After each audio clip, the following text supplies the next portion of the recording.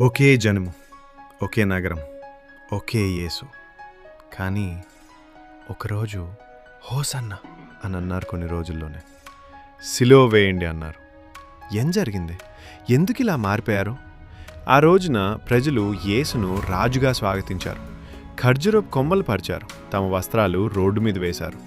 Hosanna, ప్రభువు నామమున వచ్చువాడు స్తుతింపబడునుగాక అని కేకలు వేశారు. అది ఒక గొప్ప సెలబ్రేషన్. కానీ వారి హృదయంలో ఒక పెద్ద తప్పు ఉంది. ఆయన ఎవరో తెలుసుకొని, ఆయనను అర్థం చేసుకొని వారు యేసును రాజుగా స్వీకరించలేదు, కానీ తమ సొంత ఆశల ప్రకారం స్వాగతించారు.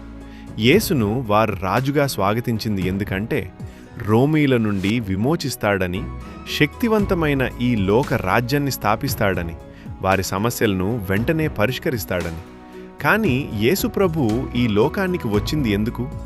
పాపం నుండి రక్షించడానికి, హృదయాన్ని మార్చడానికి. కానీ వారు అర్థం చేసుకోలేకపోయారు.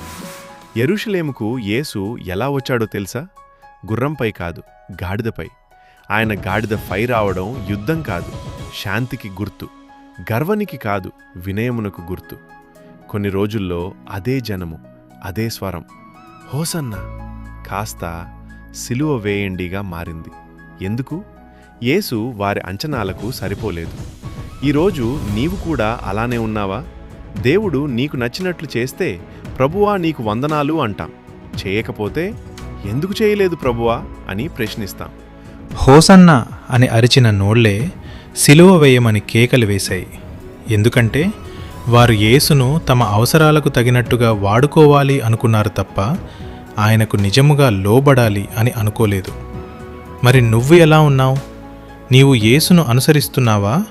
లేక నీ ఆశలకు అనుగుణముగా ఆయన ఉండాలని ఆయనను అంచనా వేస్తున్నావా?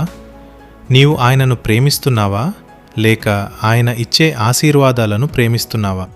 హోసన్న అంటే ప్రభువా నన్ను రక్షించు అని అర్థం.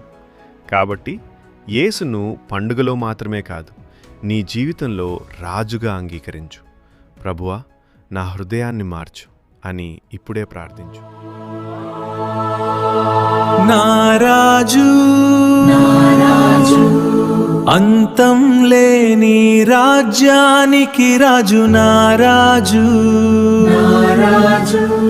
దేవుని పేరట వచ్చిన మహారాజు, నారాజు